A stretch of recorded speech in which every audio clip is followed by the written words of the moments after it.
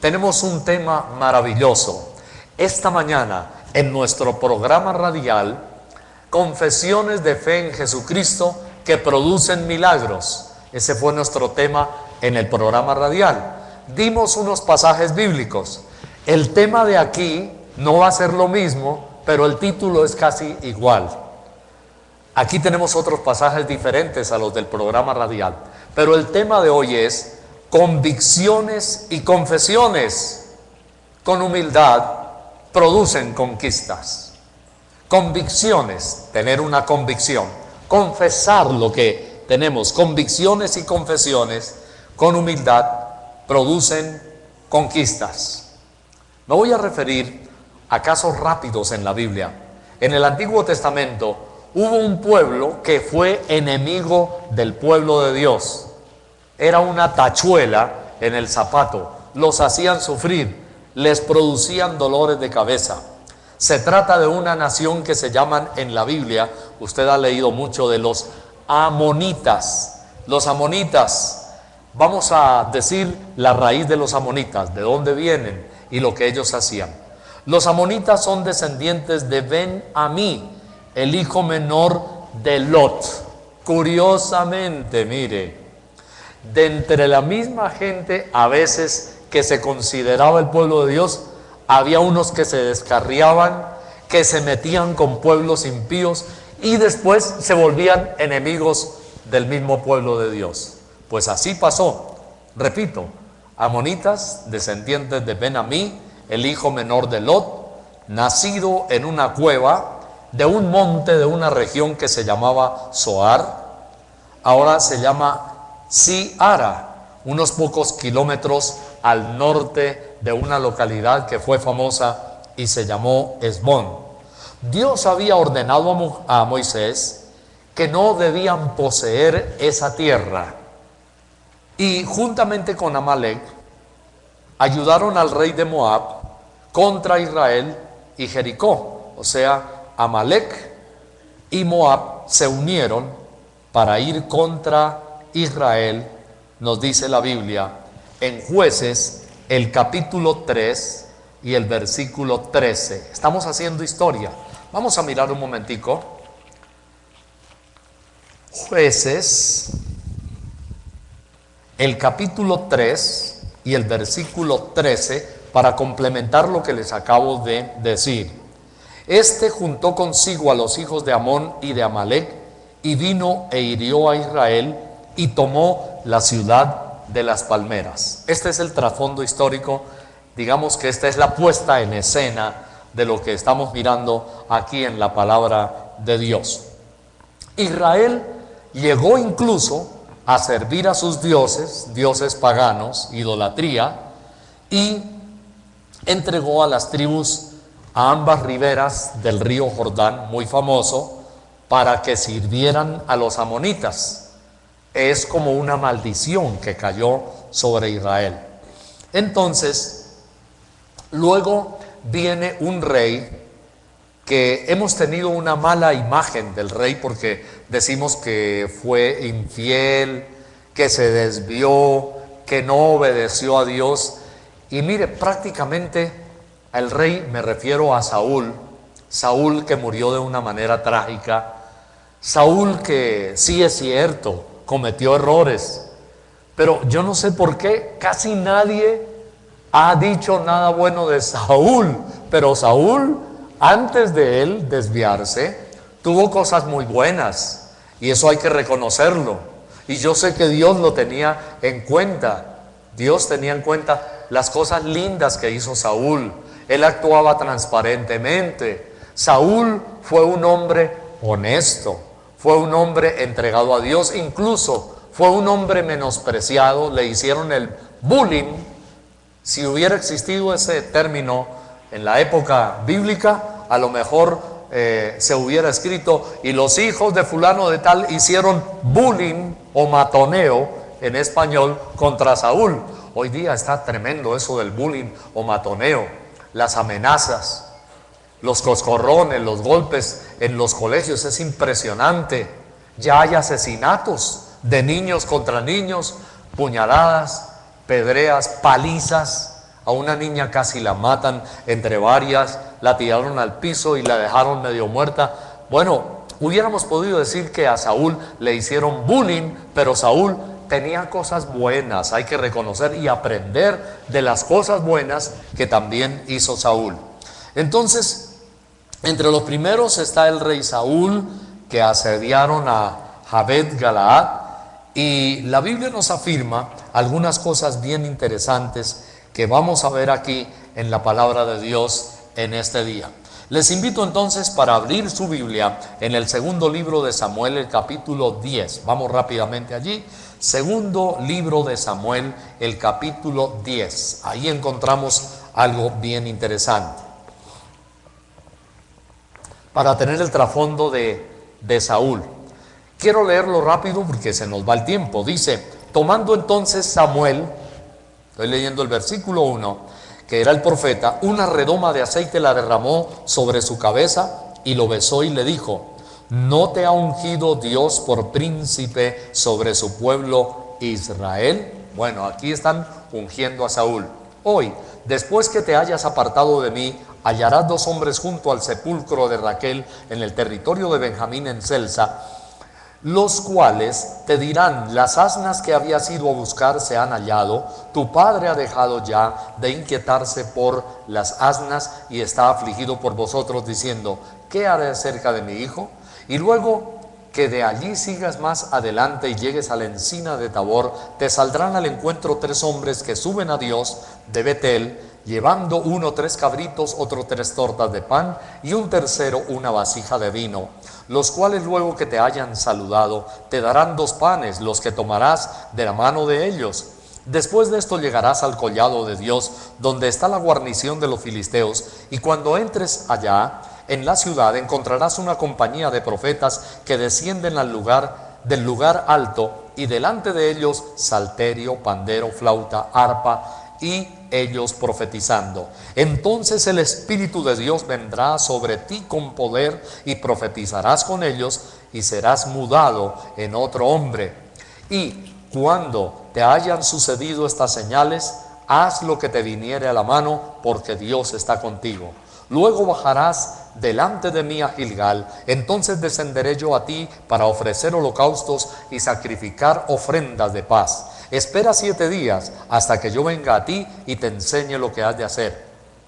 Aconteció luego que al volver él la espada para apartarse de Samuel, le mudó Dios su corazón, y todas estas señales acontecieron aquel día. Y cuando llegaron allá al collado, he aquí la compañía de los profetas que venía a encontrarse con él, y el Espíritu de Dios vino sobre él con poder y profetizó entre ellos. Amén. Mire, tremendo, ¿no? Esto es maravilloso. Es algo que le sucedió a Saúl. Dios le profetizó a través de Samuel, y vea lo que sucede. Dios cumplió lo que había hecho. En el capítulo 11, pasando ahí adelantico, también en primer libro de Samuel, 11, el capítulo 1 y el versículo 1 dice, después subió Naas amonita y acampó contra Jabes de Galaad, y todos los de Jabes dijeron a Naas, haz alianza con nosotros y te serviremos.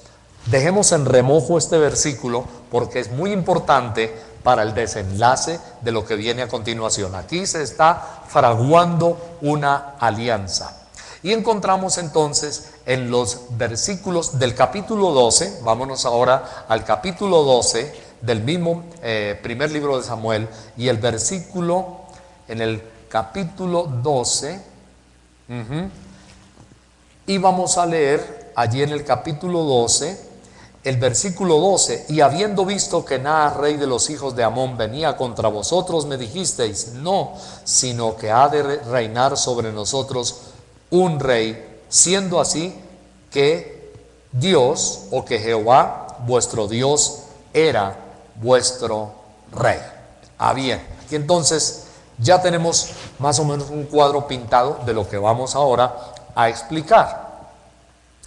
Resulta que Dios está hablando de una manera muy especial a Saúl y le está demostrando su misericordia, y Saúl está recibiendo, dice la Biblia, una unción y un poder grande del Espíritu Santo.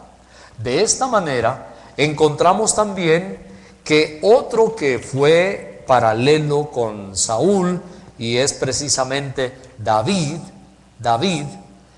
lo encontramos, para que miremos los cuadros paralelos de Saúl y de David, ahora en el segundo libro de Samuel. Vámonos allí al segundo libro de Samuel para hacer una comparación pequeña de lo que sucedió entre Saúl y lo que sucedió también con David. Segundo libro de Samuel, el capítulo 10. Nos vamos al segundo libro de Samuel, el capítulo 10. Aquí encontramos el asunto de Amón. Recuerde que estamos hablando de los que afligieron al pueblo de Israel, los amonitas, descendientes de Lot por un sobrino, ¿recuerda? Entonces, en el capítulo 10 dice: después de esto, aconteció que murió el rey de los hijos de Amón, y reinó en lugar suyo Hanún, su hijo.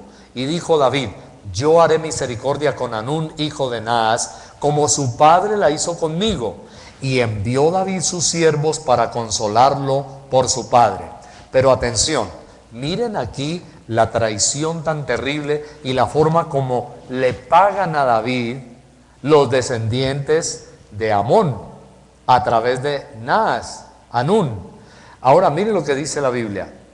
Entonces David envió para consolar a este hombre por la muerte de su padre. Pero vea lo que ellos hicieron. Mas llegados los siervos de David a la tierra de los hijos de Amón. Ahora leamos el versículo 3 de segunda de Samuel, el capítulo 10, versículo 3. Los príncipes de los hijos de Amón dijeron a Hanún su señor: ¿te parece que por honrar a David a tu padre, te ha enviado consoladores? ¿No ha enviado David sus siervos a ti para reconocer e inspeccionar la ciudad para destruirla?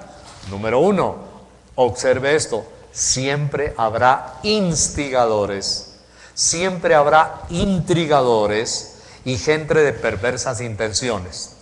Resumen: David envía a una gente para consolar a aquel hombre por la muerte de su padre, y a él lo aconsejan y le dicen: ellos no vienen para consolar por un velorio, ellos vienen es para inspeccionar la tierra. Entonces en el versículo 4, Hanún tomó los siervos de David, les rapó la mitad de la barba, les cortó los vestidos por la mitad hasta las nalgas y los despidió. Esta era una de las peores humillaciones que se podía hacer. Les rapó la barba. Para los hebreos y otras naciones, la barba era considerada el principal ornamento masculino. En otras palabras, la barba representaba algo de dignidad, de masculinidad. Era un ornamento, la barba. Al cortarle la barba, estaba despojándolos de su dignidad. Y dice que les cortó los vestidos por la mitad. Se trataba de unas vestiduras largas que cubrían el cuerpo hasta los tobillos. Los hebreos, mire qué curioso, les estoy dando aquí datos históricos de las costumbres de aquel entonces. ¿Cómo les parece que los hebreos no usaban ropa interior? O sea que al cortarle los vestidos de las nalgas los estaban dejando desnudos.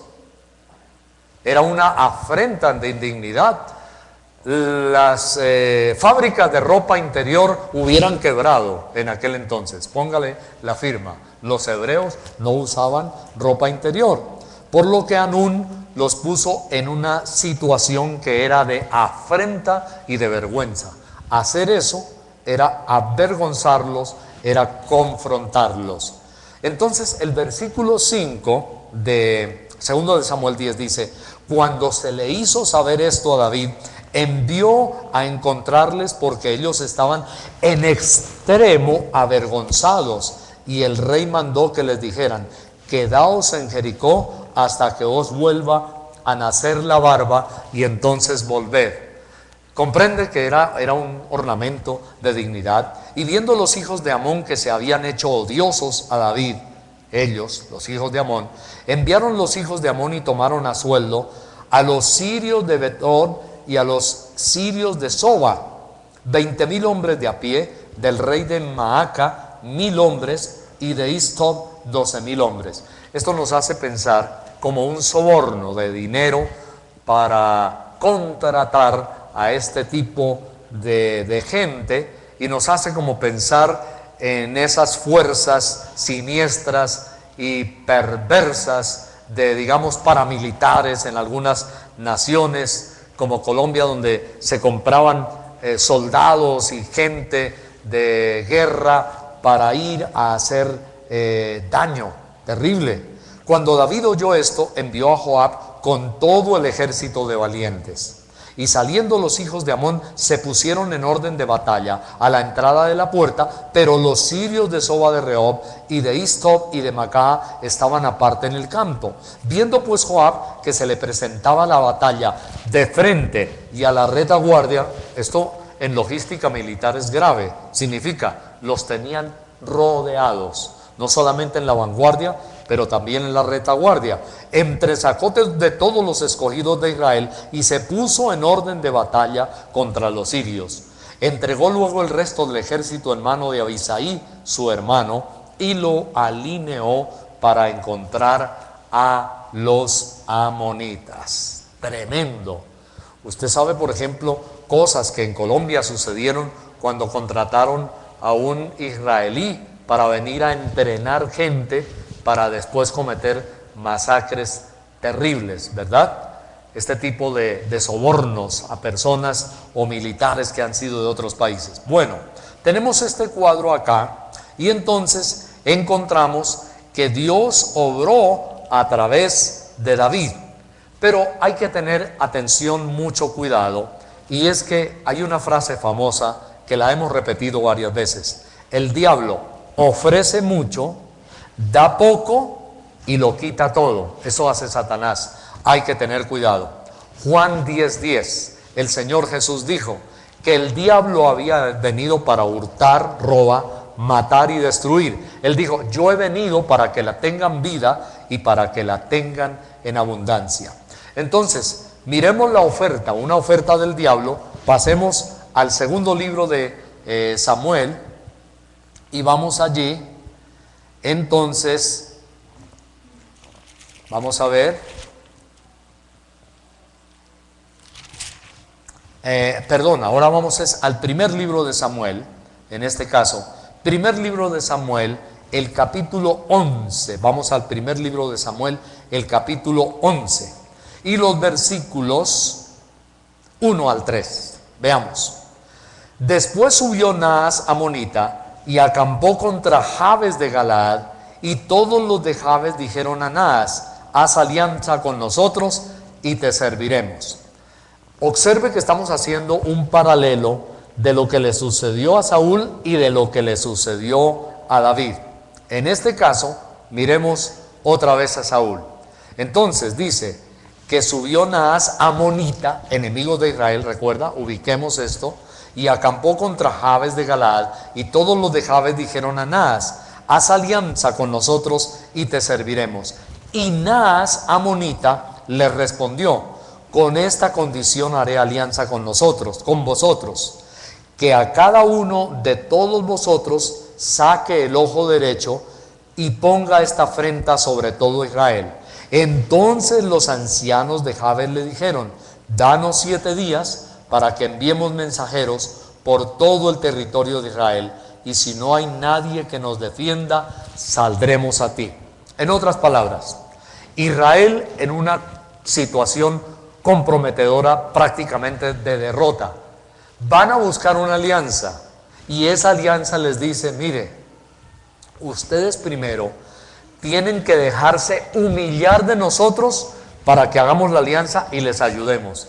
¿Cómo los tenían que humillar? Imagínense, sacarse el ojo derecho, terrible, era una afrenta muy vergonzosa.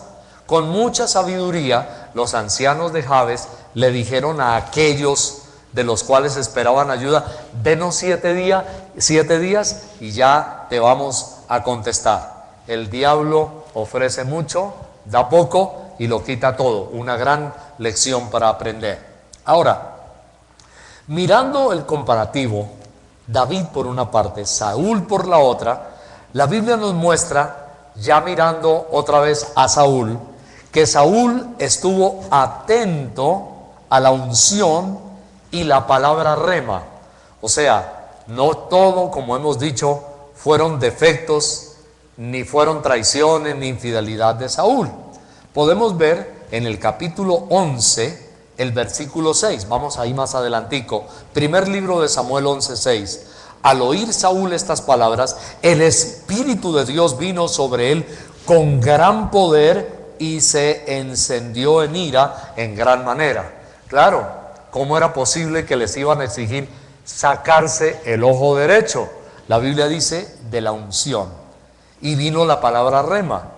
Entonces, Saúl fue un hombre que tuvo que enfrentar cosas muy terribles, pero la presencia de Dios lo acompañaba.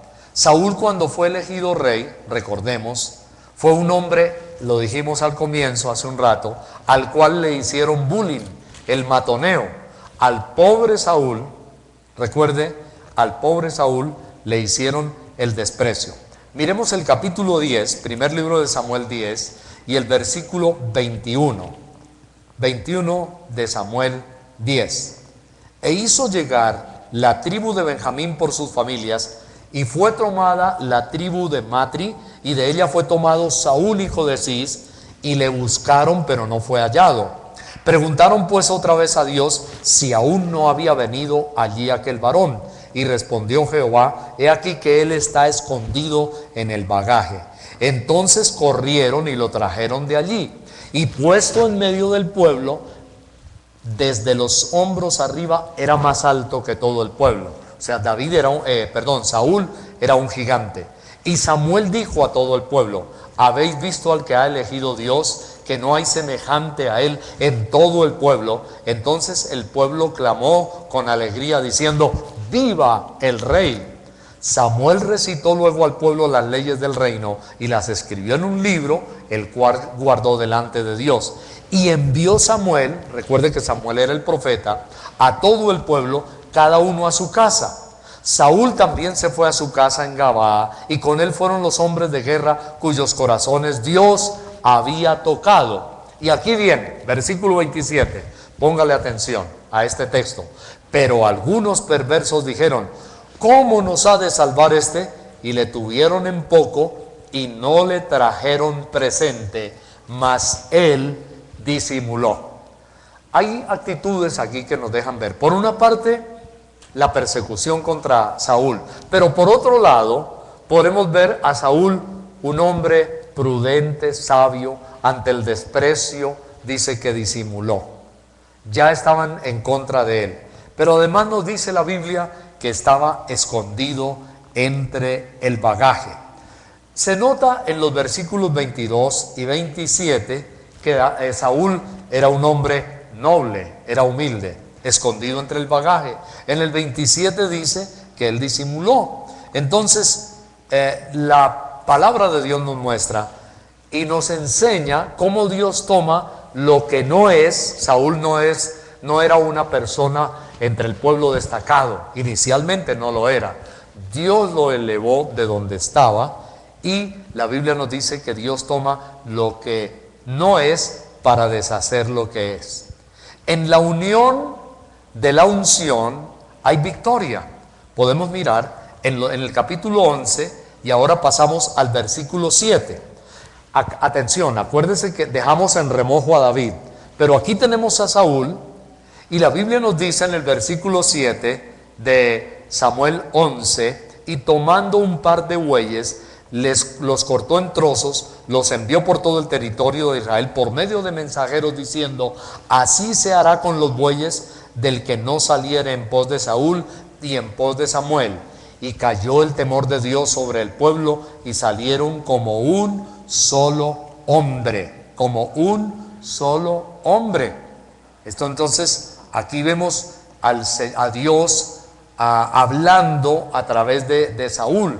Y los contó en Besek, y fueron los hijos de Israel 300,000 y 30,000 hombres de Judá. Y respondieron a los mensajeros que habían venido: así diréis a los de Jabes de Galaad: mañana al calentar el sol seréis librados. Y vinieron los mensajeros y lo anunciaron a los de Jabes, los cuales se alegraron. Acuérdese que a los de Jabes les habían pedido quitarse un ojo. Era otra vergüenza y una gran afrenta.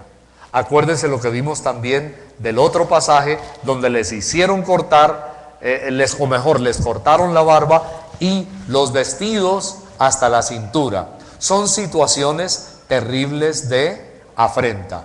Pero en la confesión, y aquí vamos a otro punto importante, en la confesión de la convicción se libera un gran poder. ¿Qué significa eso?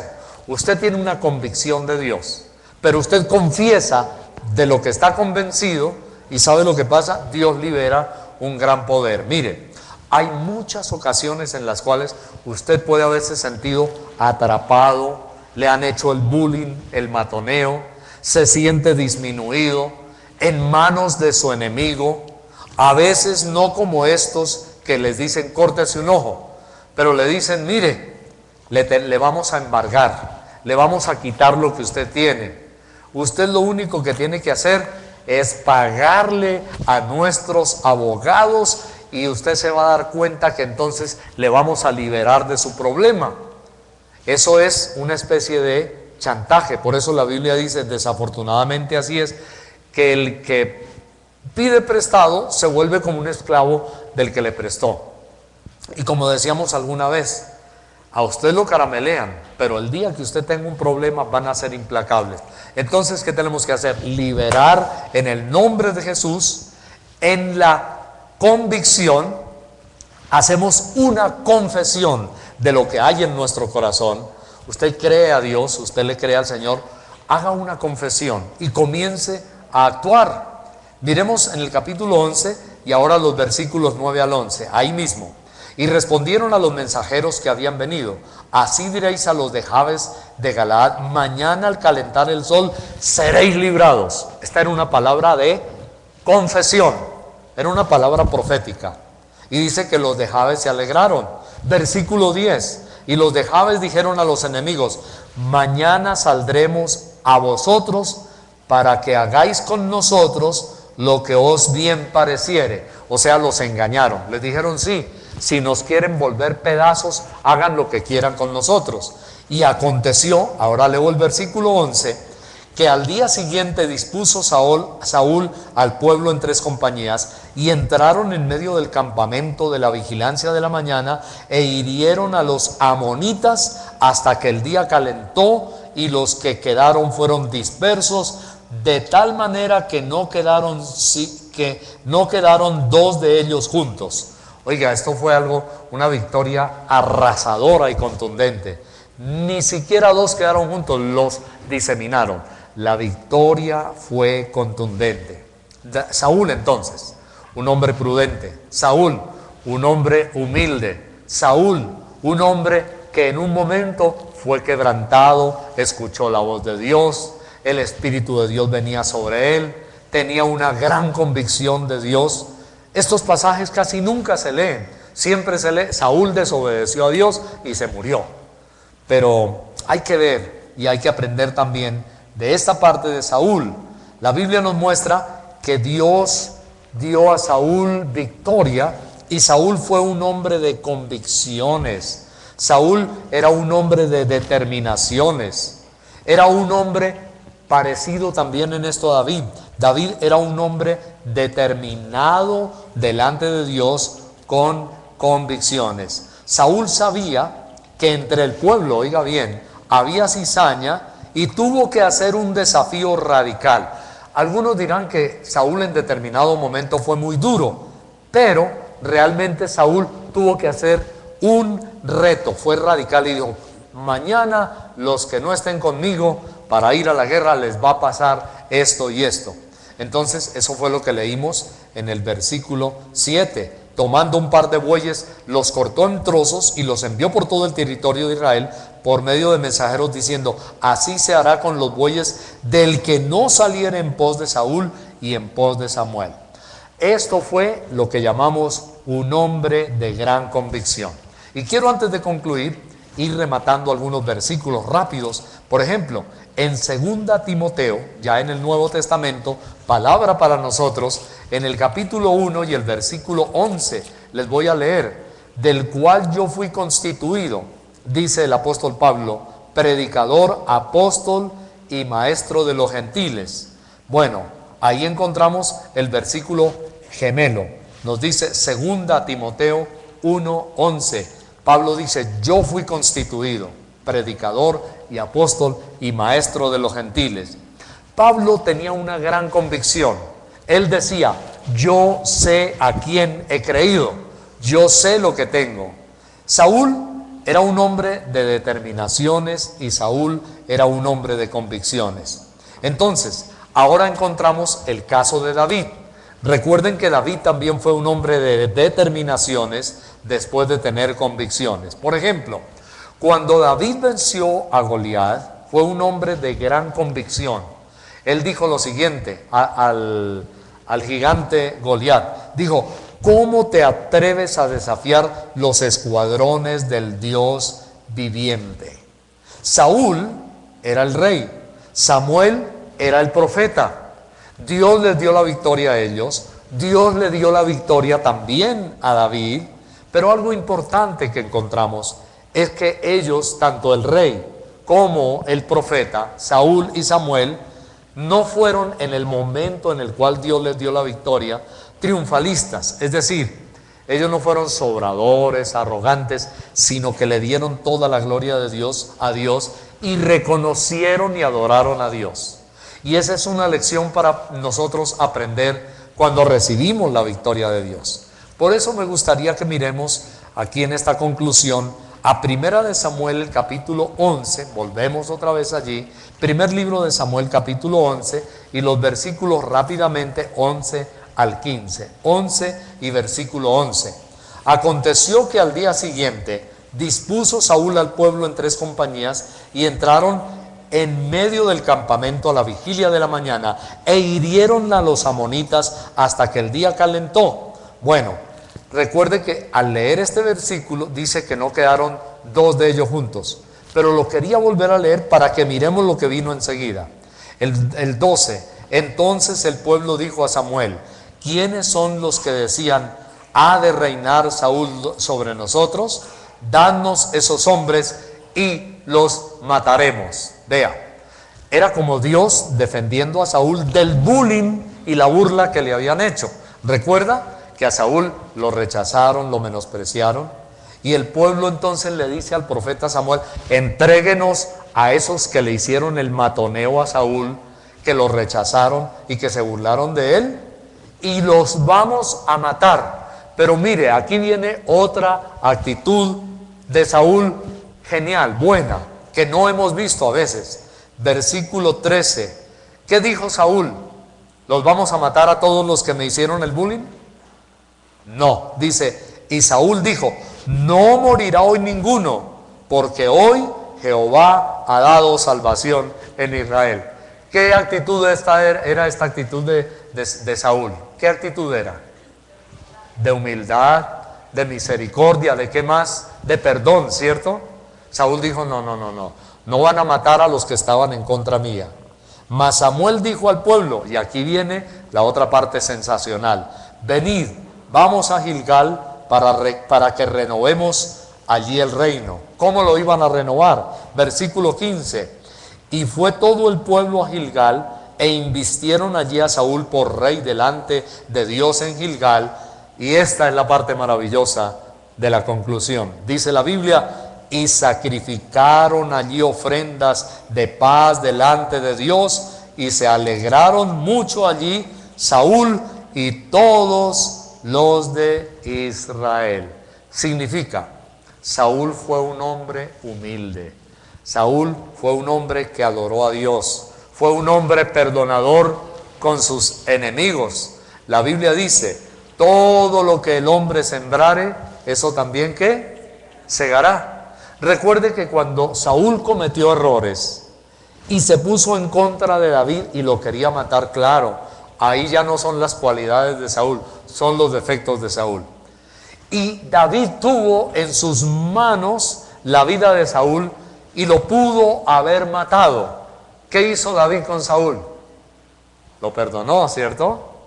No lo mató, dijo: no voy a poner la mano sobre el ungido del Señor. Pero es que Saúl había tenido antes misericordia de los que estaban en contra de él. Es una norma, un principio, algo muy bello para aprender en nuestra vida, que nuestras convicciones deben producir confesiones, pero además que nuestras convicciones nos deben dar el espíritu perdonador y misericordioso hacia aquellas personas que muchas veces nos han tratado de hacer daño o que incluso han logrado hacernos daño. Mi pregunta para ti en este día es hoy: ¿hay gente en tu vida que alguna vez te ha tratado de hacer daño? ¿Sí? Bueno, la segunda pregunta es: ¿hay personas en tu vida que te han logrado, no solamente te han tratado, pero te han logrado hacer daño? ¿En qué manera? Deshonra, calumnia, exagerar defectos tuyos, robarte, quedarse con algo que no les pertenecía, te han defraudado, te han hecho daño. ¿Hay personas que te han hecho daño? Hay quizá un papá que te abandonó cuando más lo necesitabas y entonces se ha metido un resentimiento y un odio en tu corazón. ¿Alguna vez tu esposo te defraudó? ¿Alguna vez tu esposa te defraudó y tú tienes resentimiento y tienes dolor en tu corazón?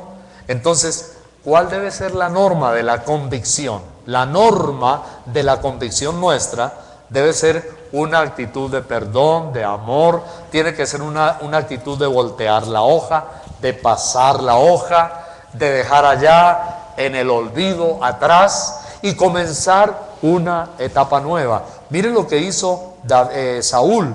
Saúl canceló todo. Saúl canceló todo lo que había. Dice Saúl que hoy no es día de tristeza, hoy no es día de venganzas, hoy no es día de desquites. Y entonces la Biblia dice lo que hemos leído: y se alegraron mucho allí y todos los de Israel.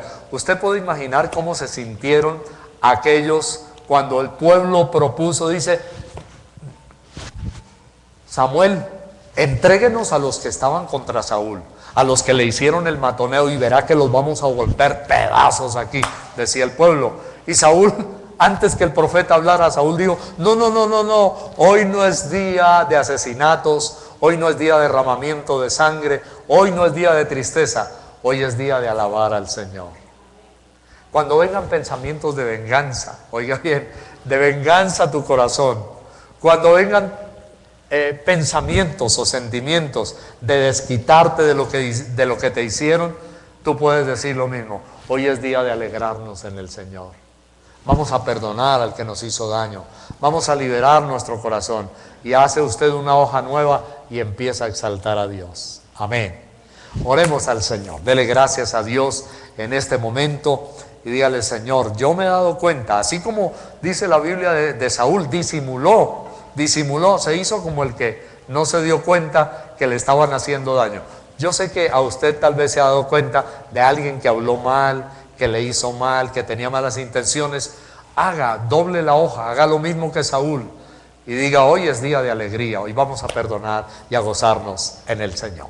Oremos. Padre, Señor, gracias Dios, gracias Señor por la vida de estos hombres tuyos, Señor, como David, al cual le diste victorias grandes, como Saúl, Señor, al cual levantaste con un espíritu de amor, de perdón, de reconciliación, y con un espíritu de reconocimiento y de adoración hacia ti. Señor, en el nombre de Jesucristo de Nazaret, yo pido, oh Dios, en este día, que si hay personas, Dios, que han tenido problemas y les han hecho daño, Señor, que así como Saúl tuvo conquistas con el espíritu de la convicción y de la confesión y tú le diste las victorias a Saúl sobre los amonitas, y tú le diste las victorias también sobre los amonitas a David. Te suplicamos, Dios, que nos des el mismo espíritu de convicción en los principios de tu palabra. Señor, que nosotros no tengamos el espíritu ni de venganza, ni el espíritu de resentimiento, sino que podamos, Señor, pasar esa hoja amarga de la vida y podamos empezar una vida de perdón y de adoración contigo. En el nombre de Jesucristo de Nazaret. Amén y amén. Denle un abrazo a la persona que está a su lado y dígale en el nombre de Jesús: tengamos los principios de la convicción. Tengamos los principios de la convicción. Si usted tiene convicciones de Dios, los principios son de amor, son de perdón, son de fiesta. Haga fiesta, no guarde resentimientos, haga fiesta con Dios y tenga un espíritu de adoración al Señor. Dios le bendiga en este día. Vaya con alegría, vaya con fe, y tenemos por allí